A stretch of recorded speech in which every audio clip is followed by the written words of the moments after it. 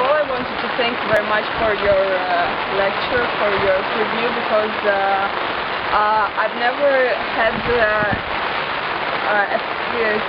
such a various experience of what architecture can be for a man, represented by one architect. So my question to you is that in most of your business you are creating a very, let's say, peculiar, extravagant spatial experience. And let's say, why do you do that? Because there is a demand from Beirut people to have a new experience instead of what they have in the city, or you feel that you want to entertain them somehow and give your own view on how they can live? I think the sites and the situations I was confronted to were very extreme. I like to talk about the situations more than the buildings. The buildings are a result of the situations. And I took you through the buildings, but I also took you through the situations that made these buildings happen. And the context in which they happen. In Beirut, for the Beirut projects, for instance, every time we put our finger on a site, it was explosive. So don't look at me like I'm responsible of what is hidden behind every situation. It's a matter of recognizing these situations. And I like to talk about my buildings again as devices. That sometimes may resort to what some people call gadgets. But I look at those devices far more seriously. So to me the context is political. The context is financial. The context is, again, another very stable political climate or very stable political condition. The situations are extreme. Yes, and you are stressing the situations in your project. They call for interventions that respond to these conditions. I would also like to ask... I mean, again, and I'd like to stress on the fact, I talked about, to sort of come back is, I guess, what the subject of these conferences are. Thank you very much.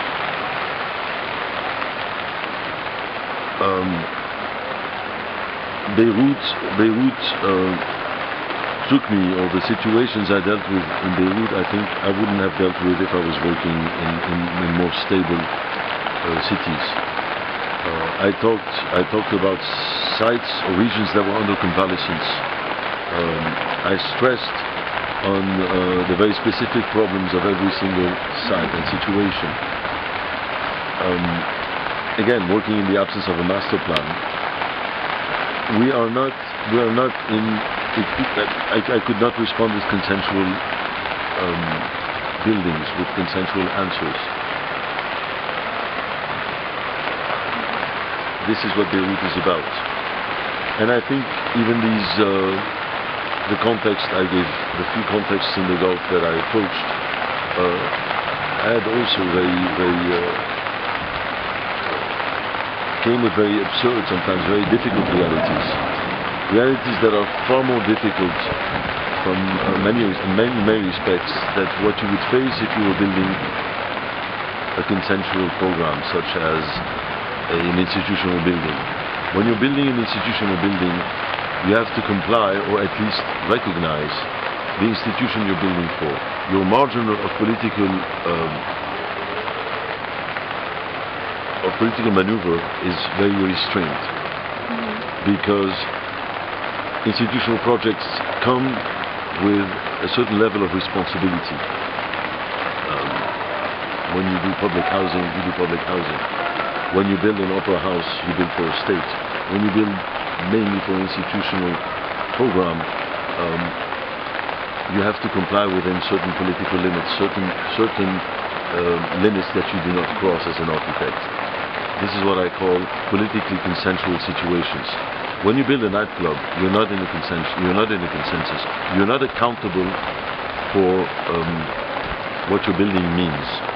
And I find these situations sometimes very acrobatic, but sometimes liberating for an architect, and maybe more relevant than the more serious buildings. I tend to enjoy the vulgar programs, those that architectural history sometimes, or the academy, or the critics disregard. We don't look at nightclubs, or commercial branches for banks, or developers, buildings, residential developments as serious architectural exercises. What you see published in your magazines are mostly museums, schools, hospitals, politically correct buildings.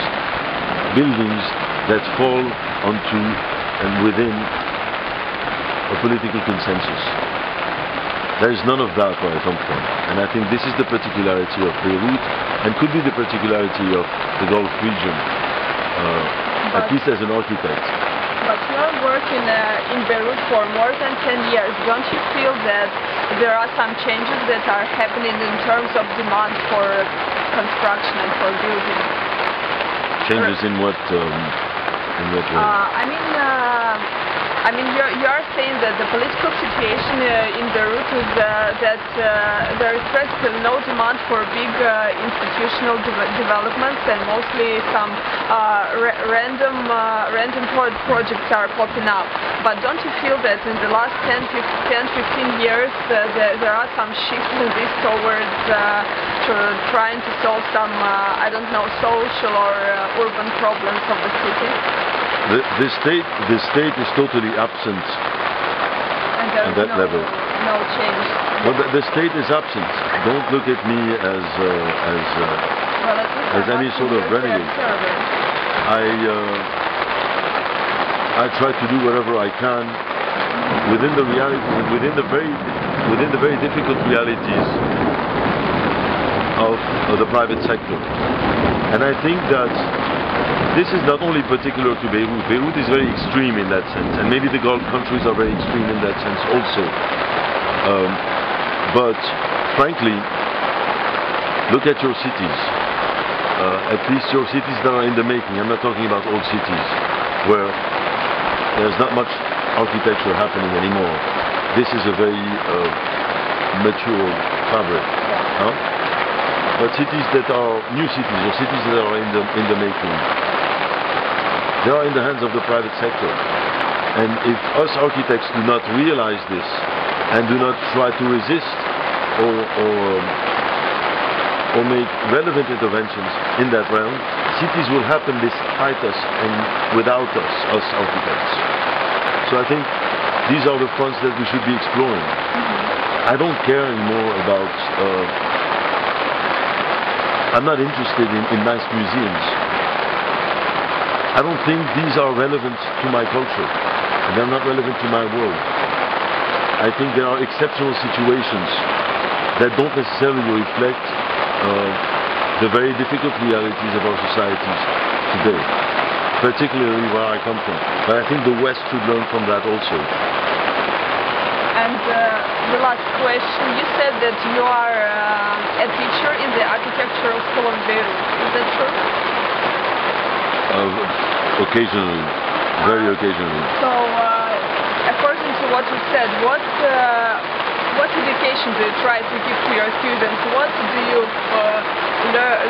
teach them to look at? What problems to solve and with whom to cooperate after they finish their education and go out into the professional world? I don't particularly teach them anything. We explore severe problems together. This is what I try to bring to the schools. At least problems that are a bit different than what I was exposed to when I was at school.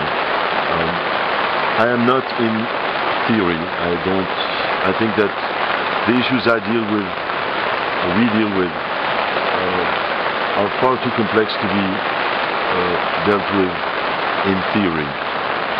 Theory extrapolates and produces definitions. I'm not interested in producing definitions, and certainly not in schools, and not in the exercise of teaching.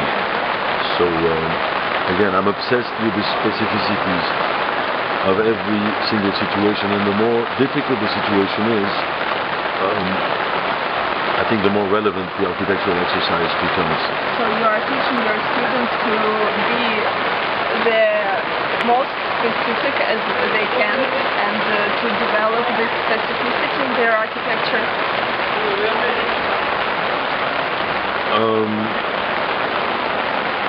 I am trying to steer my students towards recognizing these difficult realities that sometimes we tend to escape or overlook or leave out for bad architecture or dismiss as serious architectural exercise.